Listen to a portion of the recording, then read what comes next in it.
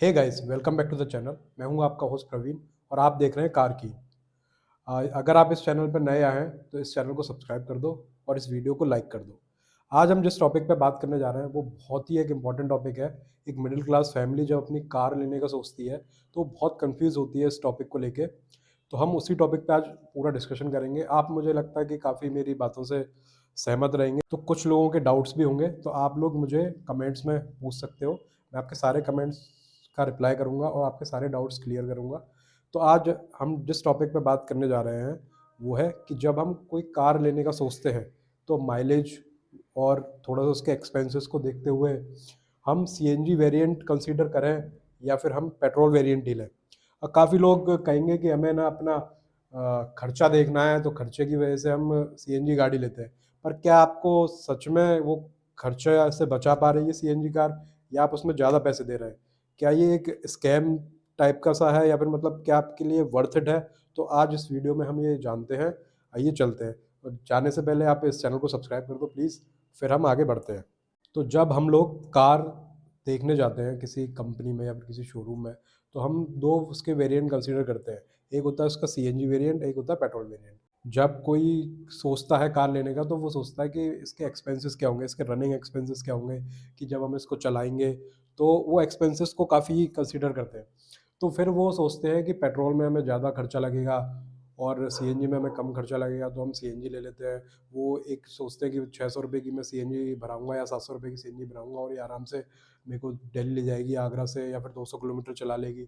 तो हम इसी चीज़ पे आज बात करने आ रहे हैं कि क्या हम सच में पैसा बचा पा रहे हैं, या फिर हम वो जो सीएनजी वाली कार के साथ होने वाली दिक्कतें हैं उनको ले रहे हैं और खर्चा भी नहीं बचा पा रहे हैं। तो शुरू करते हैं इस वीडियो। जब हम कोई कार देखते हैं तो उसका जो पेट्रोल वेरिएंट होता है और सीएनजी वेरिएंट होता है, वो के प्राइस, उन दोनों के का जो प्राइस डिफरेंस होता है उसमें मिनिमम 1 लाख का तो डिफरेंस होता ही है। ये तो आप मान के चलो, चाहे आप कोई सी भी कंपनी की कार लेने जाओ तो ये आप खुद ही कहोगे कि हाँ, 1 लाख का उनमें प्राइस डिफरेंस होता है। तो जब हम 1 लाख रुपए का प्राइस डिफरेंस पहले ही पे कर रहे हैं तो हमें बैंक से लोन भी ज़्यादा लेना पड़ेगा। अगर कोई लोन लेता है तो मैं मान लो चलो कि बैंक का रेट ऑफ इंटरेस्ट लगा लेता हूँ, तो भी हमारा वो 1 लाख पे 1000 पर मंथ का एक्स्ट्रा एक्सपेंस हो गया, जो कि हमें पेट्रोल कार में नहीं देना पड़ता। और जब हम देखते हैं कि जो 1 लाख रुपए को मैं डिवाइड करता हूँ 60 से, मतलब 5 ईयर से, 5 ईयर्स की रनिंग का कॉस्ट निकाल लेते हैं हम, तो वो आएगा कुछ 1600, मैं 1500 मान के चलता हूँ। तो ये 2500 हमारा मंथली एक्सपेंस हो गया। मैं आपको ये नीचे सारी डिटेल्स देता जाऊँगा, आप देखते जाओ। तो 2500 हमारा ये आपका मंथली एक्सपेंस हो गया, जो कि आपको सीएनजी कार में एक्स्ट्रा देना पड़ रहा है। जैसे कि मान लो हमें 10,000 किलोमीटर्स कार ड्राइव करनी है एक साल में। आपका ज़्यादा हो सकता है, ज़्यादा होगा तो वो भी मैं आपको आगे बताऊंगा कि कितना जाएगा। तो 10,000 किलोमीटर में मान के चल लेता हूँ कि आपको एनुअली कार ड्राइव करनी, तो 10,000 का जब मैं माइलेज, आप मान के चलो सीएनजी में सिटी हाईवे सब मिला के 25 का आपका माइलेज है, तो 10,000 को जब मैं 25 से डिवाइड करूँगा तो वो आपका आएगा 400 किलो सीएनजी। ये आपका 400 किलो सीएनजी का एक्सपेंस आएगा आपका एनुअली। और जब मैं इसको 10,000 को मान लो पेट्रोल के उससे माइलेज से डिवाइड करूँगा, 17 का मान के चलता हूँ मैं, सिटी हाईवे सब मिला के, तो उसको जब मैं डिवाइड करता हूँ तो आता है 588 केजी। तो उसका डिफरेंस हो गया आपका 188 केजी। जब मैं उसके जो जितना प्राइस है उसका पेट्रोल का एक्स्ट्रा, मैं सब जगह का एक एवरेज निकाल के 100 से मल्टीप्लाई कर लेता हूँ, तो 188 इंटू 100 करते हैं तो आता है आपका 18,800 रुपीज़। और जब आपको अभी मैंने मंथली कॉस्ट आपकी एक्स्ट्रा बताई थी सीएनजी पे, तो वो होती 2,500 रुपये, 2,500 रुपीज़ मंथली। तो जब मैं उसको 12 से मल्टीप्लाई करता हूँ तो वो आती है आपकी 30,000। तो ये आपकी बचत तो हुई नहीं, इसमें आपके 12,000 रुपये एक्स्ट्रा और लग गए। अब 10,000 किलोमीटर्स आप एनुअली चला पा रहे हो, तब भी आपको ये समझ लो 12,000 रुपये एक्स्ट्रा देने। उसके बाद आपकी सीएनजी की मेंटेनेंस अलग, वो सारी चीज़ें आप अलग रखते हैं, और उसके बाद भी आपको एक्स्ट्रा पे करना पड़ रहा है। तो क्या आपको लगता है कि ये हमें सीएनजी कार लेना वर्थ इट रहेगा? मुझे तो बिल्कुल भी नहीं लगता, और इसलिए मैंने आपको ये सारी कैलकुलेशन करके दिखाई है। अगर आप कार लेने जा रहे हो तो उसका माइलेज और वो मत देखो, आप अपनी रनिंग को पहले एनालिसिस करो कि आप कितना चलाते हो, कि आपके लिए वर्थ इट रहेगा। इन जो कैलकुलेशंस मैंने बताई हैं इनको देखो। अब इसमें आपको 4 पॉइंट बताता हूँ, बहुत ज़रूरी है सीएनजी कार को लेते टाइम, कि क्या आप इतने सैक्रिफाइसेस करने के लिए रेडी हो जिसमें भी आपकी बचत नहीं हो रही है, जब आप 10,000 किलोमीटर भी ड्राइव कर पा रहे हो तो एनुअली। तो सबसे पहला पॉइंट है बूट स्पेस। बूट स्पेस हमें लगता है कि अरे नहीं काम चल जाएगा, इतना तो है, कोई दिक्कत नहीं है। पर जब हम लोग ट्रिप पे जाते हैं या फिर हमारे फैमिली मेम्बर्स जाते हैं या फिर फ्रेंड्स भी होते हैं, जब उनका सामान नहीं आता है फिर हमको वो बीच में एडजस्ट करना पड़ता है, तो बहुत दिक्कत आती है।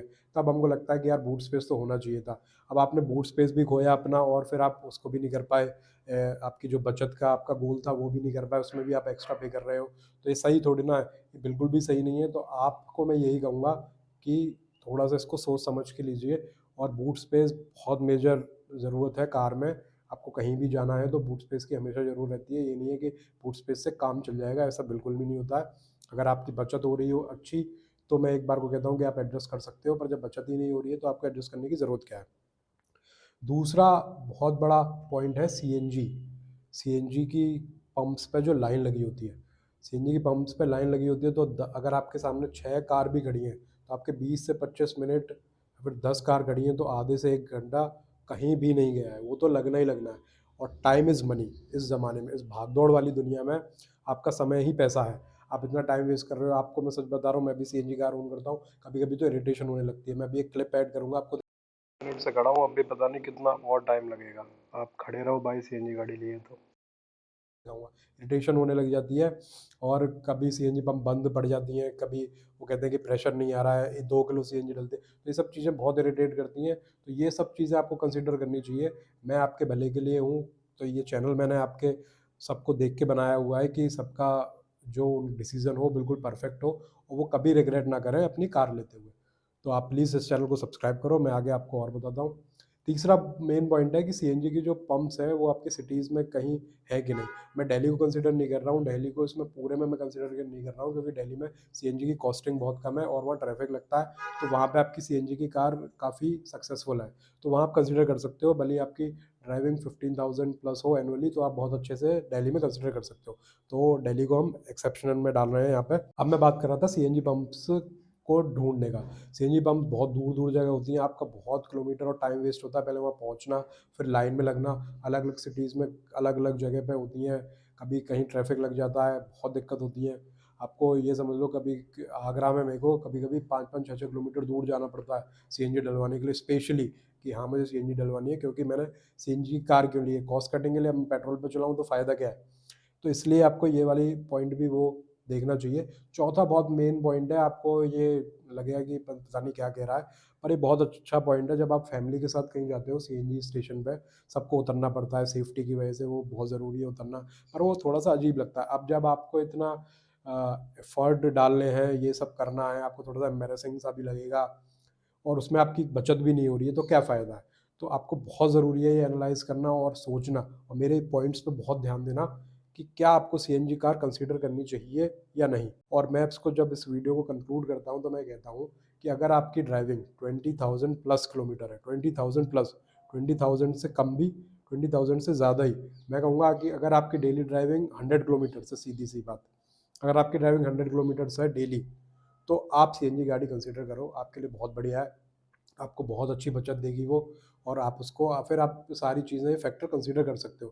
पर अगर आपकी डेली ड्राइविंग नहीं है और आप कभी-कभी जाते हो, कभी-कभी ट्रिप्स पे जाते हो, आप सोचते हो कि ट्रिप्स पे जा रहा हूँ मैं, ₹500 का सीएनजी डलाया, पर बाकी सारी कॉस्ट भी तो देखो, बाकी सारी परेशानियाँ भी तो देखो, लाइन देखो, ये सारी चीज़ें, सेफ्टी का इश्यू, ये सब चीज़ें आपको देखनी पड़ेंगी।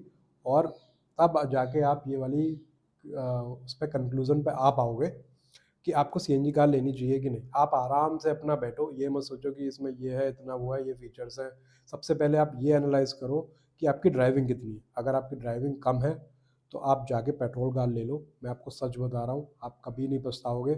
और आप जब उसको देखोगे तभी पेट्रोल डलवाने में आपको थोड़ा-सा वो होगा, पर नहीं, जब आप पूरा सोचोगे तो वो आपकी इतनी कॉस्टिंग नहीं पड़ेगी, वो आपको बहुत पीस ऑफ माइंड देगा। 7-8 हज़ार किलोमीटर आप एनुअल कार चला रहे हो और उसमें आप सीएनजी ले रहे हो, फिर इतनी परेशानियाँ भी झेल रहे हो, कॉस्ट आपकी निकलने के नहीं आ पा रही है, ना आप बचत कर पा रहे हो कुछ। लाइक करो अगर आप मेरी इस बात से एग्री करते हो तो। काफ़ी लोग एग्री करेंगे, काफ़ी लोगों के डाउट्स भी होंगे, तो वो मुझसे आराम से पूछ सकते हैं, मुझे कोई दिक्कत नहीं है बताने में। तो मेरा लास्ट कंक्लूज़न यही रहेगा, 20,000 प्लस किलोमीटर, सॉरी थोड़ी तबीयत ख़राब है आज, पर मैं वीडियो शूट कर रहा हूँ। अगर आपका 20,000 प्लस किलोमीटर ड्राइविंग है और सिटी में ज़्यादा ड्राइविंग है, हाईवे पे थोड़ी कम है, ऐसा है, और डेली ड्राइविंग 100 किलोमीटर्स है, आपको आना-जाना पड़ता है कहीं से, तो आप सीएनजी कार कंसीडर करो। वरना आपको कोई ज़रूरत नहीं है सीएनजी कार कंसिडर करने की। आप पेट्रोल कार लेके आओ, वो 1 लाख रुपए आपको कम प्राइस करना पे करना पड़ेगा, या फिर आप 1 लाख रुपए में फीचर्स चूज़ कर सकते हो, एक ऊपर मॉडल ले सकते हो, वो आपकी चॉइस है। पर आप इस चक्कर में नहीं पड़ो, उसमें आपको बूट स्पेस भी मिलेगा, आपको कभी लाइन में नहीं लगना पड़ेगा, आपकी बहुत परेशानियाँ सॉल्व हो जाएंगी। किसी की बातों में मत आओ, कोई कह रहा है कि अच्छा एवरेज दे रही है तो आपने ले लिया, ऐसा बिल्कुल नहीं है। आपको अपना पूरा एनालिसिस करना है और अपना अच्छे से डिसीजन लेना है। थैंक यू सो मच ये वीडियो एंड तक देखने के लिए। आई होप आप सब लोग समझ गए होंगे और आप अपनी बेस्ट और परफेक्ट कार अपने लिए चूज़ करेंगे। थैंक यू, और प्लीज़ इस चैनल को सब्सक्राइब कर दें। Thank you.